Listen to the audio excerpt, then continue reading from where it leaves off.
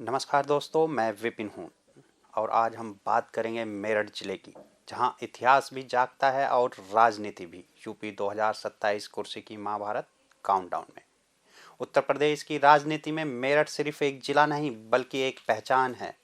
1857 की पहली चिंगारी से लेकर आज के सबसे गर्म चुनावी मैदान तक मेरठ ने हर दौर में सियासत की दिशा तय की है। यह वह शहर है जहां सुबह गन्ने की मिठास हवा में घुलती है, दोपहर में बाजारों की रफ्तार राजनीति से टकराती है, शाम को इतिहास की सरसराहट सुनाई देती है और रात में कैंट की अनुशासित हवा बताती है कि यह शहर दिल और दिमाग दोनों से चलता है। स्पोर्ट्स, सेना, किसान और युवा, मेरठ हर रूप में अपनी अलग छाप रखता है।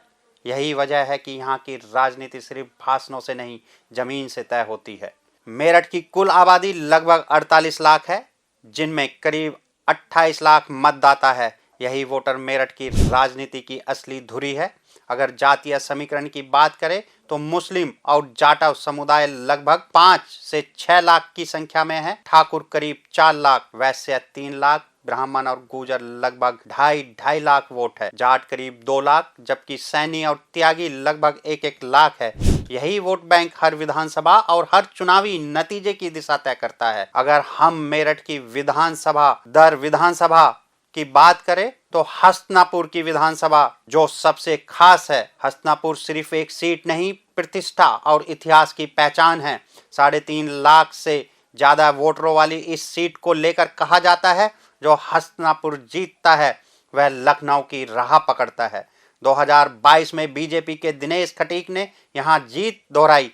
यहां जाट, गुर्जर और दलित समीकरण निर्णायक रहते हैं। यदि श्रद्धा विधानसभा की बात करें तो श्रद्धा विधानसभा पूरी तरह व्यक्तित्व आधारित सीट मानी जाती है। लगभग 3,68,000 वोटरों वाली इस सीट पर 2022 में सपा के अतुल प्रधान ने बीजेपी के संगीत सोम को हराकर बड़ा संदेश दिया। यहाँ कानून व्यवस्था, किसान के मुद्दे और नेता की व्यक्तिगत पकड़ सबसे अहम फैक्टर माना जाता है। किठौड़ विधानसभा की बात करें तो मेरठ की सबसे संतुलित और संवेदनशील सीट है। 3,68,000 वोटरों वाली इस सीट पर मुस्लिम, गुर्जर और ओबीसी समीकरण राजनीति तय करता है। 2022 में सपा के शाहिद मंजूर ने बीजेपी के सत्यवही त्यागी को करीबी मुकाबले में 5,000 मतों से हराया। सिवाल खास मेरठ के ग्रामीण राजनीतिक मिजाज को दर्शाती है। 3,43,000 वोटरों वाली इस सीट पर 2022 में आरएलडी सपा गठबंधन के गुलाम मोहम्मद ने बीजेपी को शिकस्त दी। यहाँ गोत्र, बिरादरी और किसान मुद्दे राजनीति की असली भाषा बोलते हैं और इस सीट को जाट बाहुल्य सीट माना जाता है। मेरठ दक्षिण शहर और देहात का मिश्रण है और 2027 की सबसे रणनीतिक सीट माना जा रही है। लगभग 5 लाख वोटरों वाली इस सीट पर विकास, अपराध और बुनियादी सुविधाएं मुख्य मुद्दे हैं। 2022 में बीजेपी के डॉक्टर सोमेंद्र तोमर ने यहां दूसरी बार जीत दर्ज की, लेकिन जीत का यह अंतर काफी कम था। मेरठ कैंट अनुशासन, युवा और हाई टर्नआउट की सीट है। 4,39,000 वोटरों वाली इस सीट पर 2022 में बीजेपी के अमित अग्रवाल ने जीत हासिल की। यहाँ मिडिल क्लास और युवा मतदाता निर्णायक भूमिका निभाते हैं, लेकिन यह सीट भाजपा की सीट मानी जाती है क्योंकि अभी तक कोई भी पार्टी यहाँ पर भाजपा को नहीं हरा पाई है। और मेरठ शहर की बात करें तो हाई प्रोफाइल और हाई इंटेंसिटी सीट है। 3,14,000 वोटरों वाली इस सीट पर सपा के रफीक अंसारी ने 2017 और 2022 दोनों में बीजेपी को हराकर सीट बचाए रखी, जहां बड़े बड़े चेहरे भी हार चुके हैं।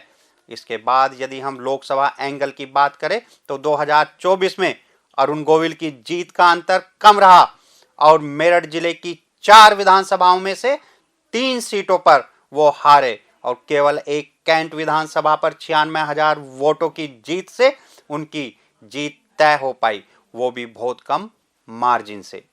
इतिहास कहता है जिस सांसद के समय ज्यादा विधानसभा सीटें आती है वही जिले में मजबूत माना जाता है। 2027 के चुनाव में संगीत सोम, अतुल प्रधान, शाहिद मंजूर, डॉक्टर सोमेंद्र तोमर और दिनेश खटीक, ये 5 चेहरे मेरठ की राजनीति की दिशा तय करते हुए नजर आएंगे। मेरठ में राजनीति सिर्फ रैलियों से नहीं होती, मेरठ वह जिला है जहां हर विधानसभा की अपनी कहानी है, हर नेता एक नया किरदार बनता है, हर चुनाव यूपी की राजनीति को नया मोड़ देता है।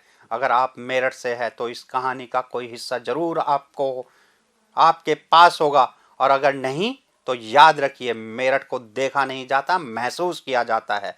अगली वीडियो में हसनापुर विधानसभा की अंदरूनी राजनीति की बात हम करेंगे।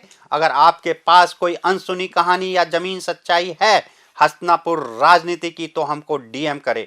Political ST city news India team.